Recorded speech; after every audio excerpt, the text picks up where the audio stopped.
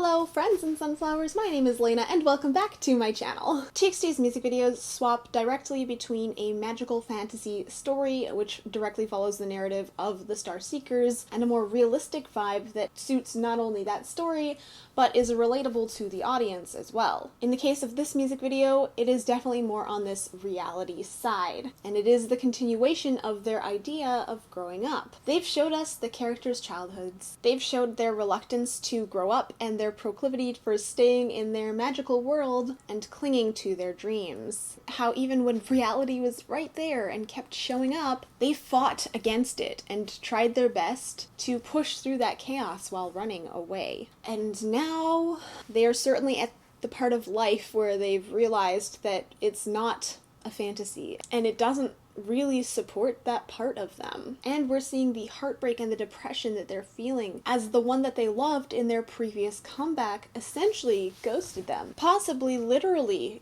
ghosted them. And now it's manifesting anger. Anyways, pushed past the point of no return and abandoned by the one that they gave their heart to, they are hurt bad enough that they attempt to change themselves completely in order to cope with it, by literally trying to kill their heart, their past selves, and to bury love. Destruction of the self. Erase that boy inside of you, then fill it with the wreck I've become. I'm like a zombie dead alive, born atop the tomb of love. This song and entire music video showcases the death and subsequent revival of an angry self, and perhaps the overtaking of the shadow, like from Carl Jung's Map of the Soul. In the background of Taeyeon's scene in the music video, written on the door behind him, it says, "We are lovers, dreamers, artists. We are you."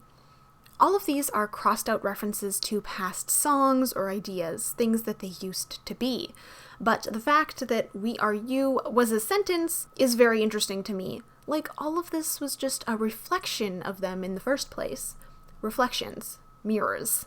They're directing their anger at you, the person who didn't show up, but at the same time, it's directed at themselves, a form of deep self-hatred at everything they once were and no longer could stand about themselves. This quote from Carl Jung explains why mirrors are references to the true self. Whoever looks into the mirror of water will see, first of all, his own face. Whoever goes to himself risks a confrontation with himself.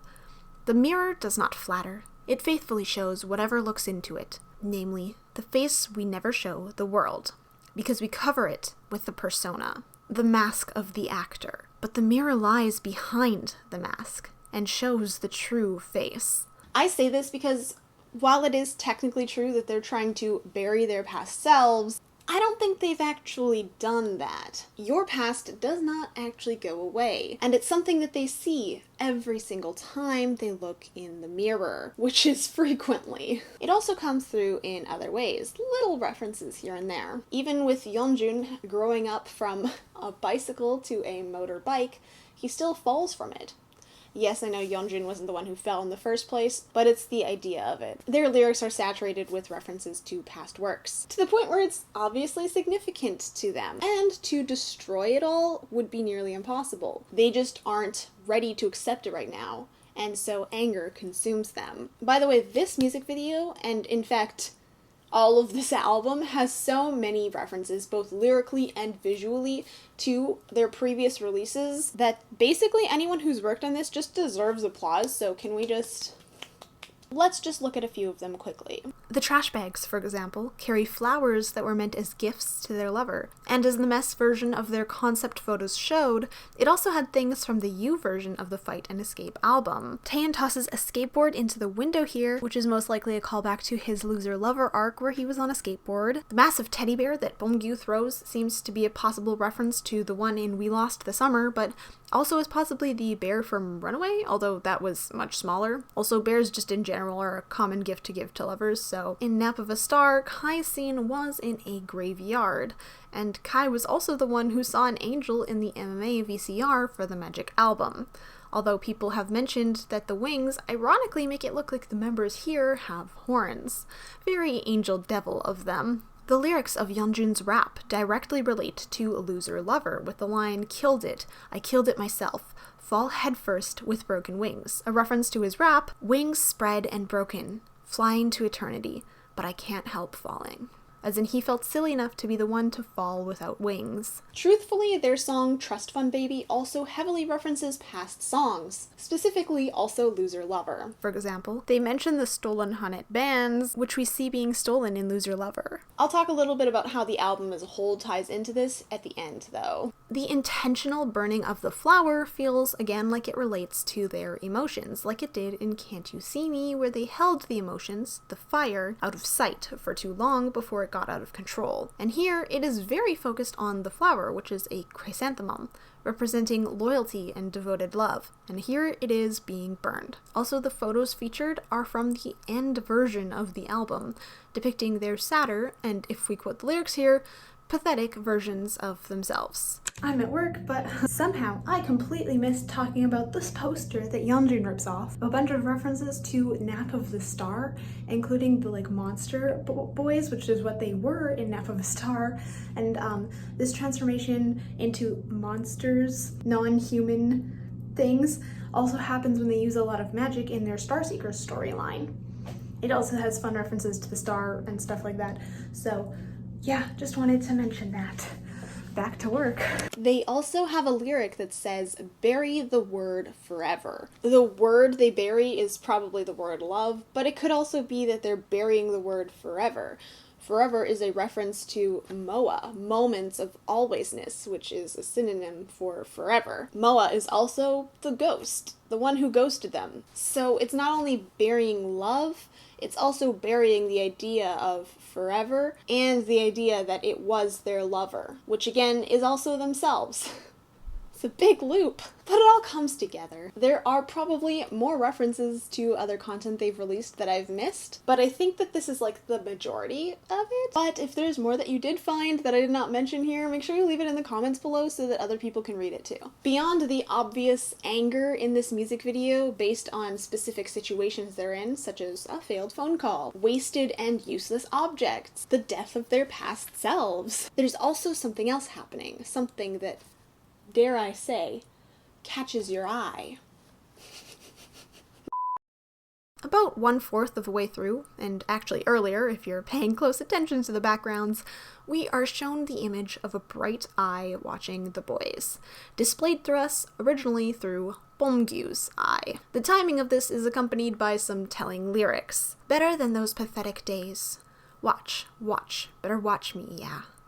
I just kill me, killing me." Here they tell us what to do. Watch them. To which immediately follows the reveal of the eye. This is the watching of it for them and for us. They are watching themselves kill their past selves through all of the references that I just talked about. And yes, by the way, this is an internal process and it's not to be taken literally. They just see themselves as no longer pathetic, as they put it. They're trying to take back their own power, though it is admittedly destructive. But there's more to unpack here. In terms of popular eye motifs, there's only a few that I know of. Sauron's eye from Lord of the Rings, which, while cool, is admittedly not relevant. Big Brother, the eye on the cover of George Orwell's 1984, which, while, interesting and oppressive and has really good themes, again, doesn't feel as relevant here. And of course, there's the Eye of Providence, which is usually on a triangle, so I do think that dismisses it, but if we do want to consider it, I suppose it could be that it's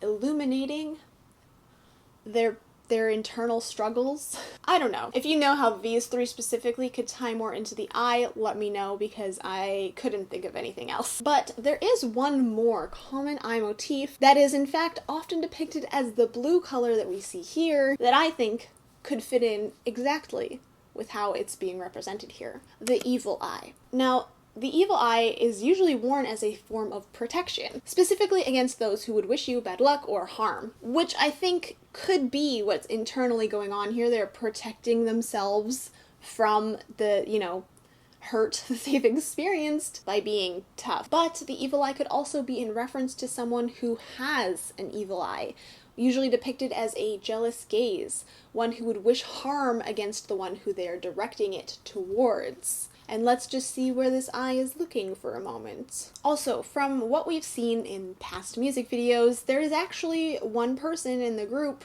who this might apply to. And it's no surprise that this person is the one whose eye is featured in the music video.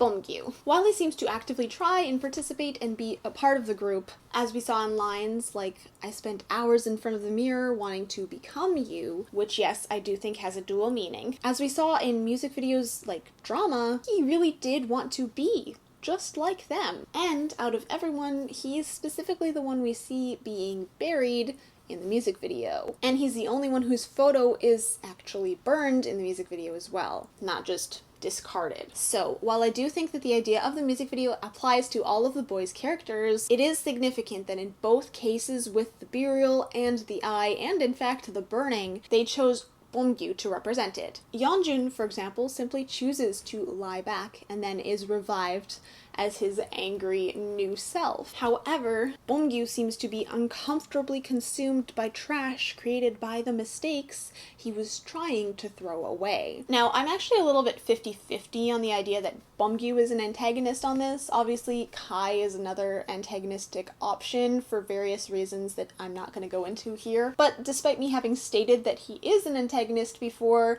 I think it's important to note that his role in the story is that of a healer, and his true name is Hope, a specific reference to the Pandora's box. But, just like Pandora's box, all the things bad and evil had to be let out first, and the last thing that remained in the box was Hope, Beomgyu. This whole music video, again, while it applies to the group, especially shows the bad that's being let out of the box. They need to overcome it all. He might be the reason that they have hope remaining in the end. He just doesn't know it yet. For now, though, they need to overcome their grief and heartache. And this takes me not just to this music video, but to the album as a whole. The 5 stages of grief. So everyone has been tagging me, DMing me, commenting on varying platforms about this theory, and so I'm actually not sure where it originally came from. I found several viral posts with it, so I don't know who came up with this first. But I actually do think this is a big part of what this album is representing, so I wanted to talk about it here. The 5 stages of grief were originally observed in people diagnosed with a terminal illness. Basically, it was them trying to come to terms with it. However, it's also visible in people who are, of course, grieving. Usually the loss of a loved one, which is where the Minisode 2 album comes into play, since it goes through the different emotions that people experience as they process their grief. The theory in relation to TXT states that each song on the album tackles the phases of grief in the order that they're described, though I think that it should be stated that these stages aren't always necessarily experienced in that exact order all of the time in real-life experiences. However, as a representation, I do think that this album does a very good job of the movement of it. The first stage is Denial. The first song on this album is Opening Sequence, in which the lyrics talk about the opening sequence of a film that starts with the breakup, their breakup. They try to rewind it, but of course, that's the start. Doesn't go before that. They are not able to accept it yet, and beg their lover to stay for me, stay for me, stay for me. And they also talk about how they can't get used to it. This can't possibly be true. Denial. Then, of course, comes the title track, Good Boy Gone Bad, which, as we've been talking about throughout the rest of this video, definitely represents anger. I think that this is pretty established by this point, so I'm not gonna, elaborate too much on it. Also, it's very visible, just on a first watch of the music video. This song is an angry song. The third stage is Bargaining. The corresponding song to this is Trust Fund Baby. Arguably, this is the weakest link in this particular theory, at least in my opinion, since this song can also be interpreted in different ways. They are asking, though, why the life of a trust fund baby can't ever be theirs, and why they wish everything was a lie, which is of course a reference to Good Boy Gone Bad for the lyrics where they say, "Love is a lie, I loved that lie." The bargaining stage of grief is the stage where they kind of try to push for just a little bit more, be like, please let me do this thing first. I do think that this song personally feels a little bit more like acceptance, but it has enough of the why isn't this me? Can't this be me kind of feeling that I can actually see this as the bargaining stage. The fourth stage of grief is depression, and while I think depression is actually depicted throughout the rest of the song, songs, Lonely Boy is definitely the song that should fit in the depression stage. It describes sadness sometimes violently, sometimes with regret, and sometimes with a reflection of how empty they feel. This one is definitely spot on, and just a glance at the lyrics of the chorus are enough to convince me of that fact. Finally, the last step is acceptance. Thursday's Child Has Far to Go, the song that shares the title of the album and thus overall themes of what they're trying to share with this album, ends it all with an acknowledgement of their feelings, and even has a few lines that lean into the optimistic. Beyond the sadness that has left, it fills your heart with only excitement. The destiny of being a Thursday's child makes me walk again, feeling so good. They explained that out of all of the days to break up, Thursday was the best day. They didn't waste their whole week being sad. They cried on a Friday, pulled themselves together on Saturday, and then they still had Sunday. Now, obviously, I don't actually think people get over things that fast, and there's always a part of you that gets left behind with every relationship and experience that you have in your life, but this song actually summarizes that they did go through their grief throughout the album. They had their sadness, and that means that there is a foundation for them to build upwards into. They were in the bottom, they were buried, and yet they can also sprout up. A smile that will bloom from their tears, or the hashtag glow up that follows the hashtag breakup. This, I think, is growth.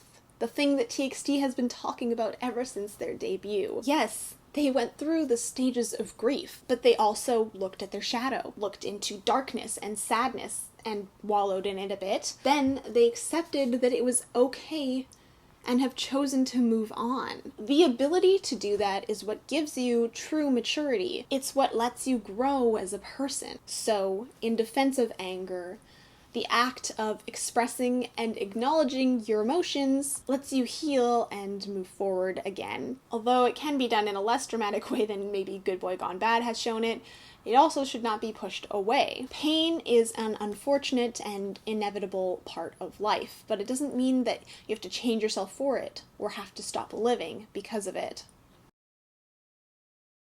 Thank you guys so much for watching. I hope that you enjoyed this video. If you did, make sure you give it a thumbs up. Make sure to subscribe with notifications turned on, and of course, check out all my social media in the description. There's also a Discord server down there, so come join that, have some conversations with us in the community. I also want to give a shout out to my patrons over on Patreon. Thank you guys so much for all of your support. And as it is, thank you guys so much for watching. Stay sunny, everyone. Bye!